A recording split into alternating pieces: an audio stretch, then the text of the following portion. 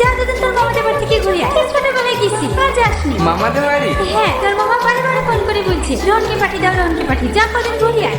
সাথেও তোর কথা বলছে। সাথী ও অনেক বড় হয়ে গেছে তাই না মা? হ্যাঁ, বড় হয়ে গেছে আর অনেক সুন্দরও হয়ে গেছে। ওর জন্য এখন অনেক জায়গা থেকে বিল প্রস্তাব আসে।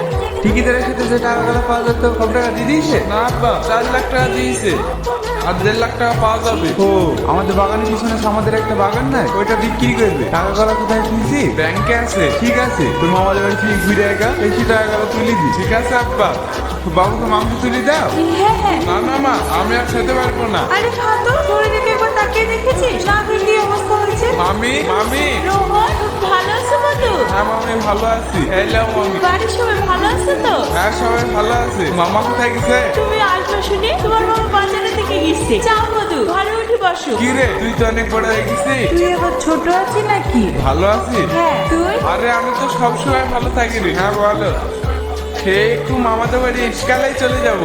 গার্লফ্রেন্ড নাকি? আরে না না, আমার ভাইয়ের বউ ফোন করি অনেকদিন পর বাড়ি থেকে বাড়ি তো তাহলে জিজ্ঞেস করলো। কি রে, ওইখানে দাঁড়িয়ে থাকবি যে? রোহনকে চাটা করে দে। হ্যাঁ আমার দিদি, তুই ঘরে গিয়ে বস গা।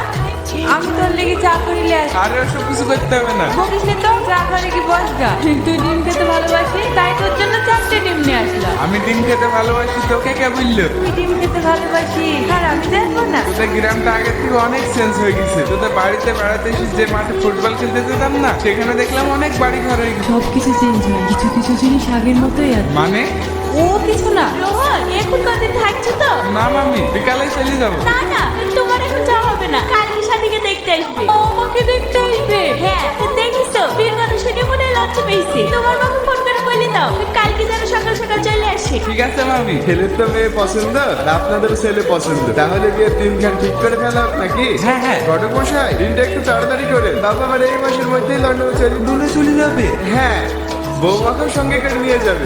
তাহলে ঠিক আছে, দিন পরে একটা ভালো দিন আছে। দুদিন কেন এসে কোনো অসুবিধা আছে নাকি? অসুবিধা বলতে গেলে আমার তো একটা নেই, এটা একটু ধুমধাম করে দেওয়ার ইচ্ছে ছিল। কোনো অসুবিধা নাই, মাঝখানে তো দুটো দিন আছে, ম্যানেজ হয়ে যাবে। তাহলে ওই দিনটাই ফাইনাল করা যাক নাকি? হ্যাঁ ওই দিনটাই করে। ঘটক মশাই, তাহলে ওই দিনটাই হইলো। একা একা বসে কি করছিস? কি রে সাথী, কাঁদছিলে নে? ও কিছু না, এমনি। কি হচ্ছে আমাকে বল। কেউ তো কিছু বলেছে তোকে?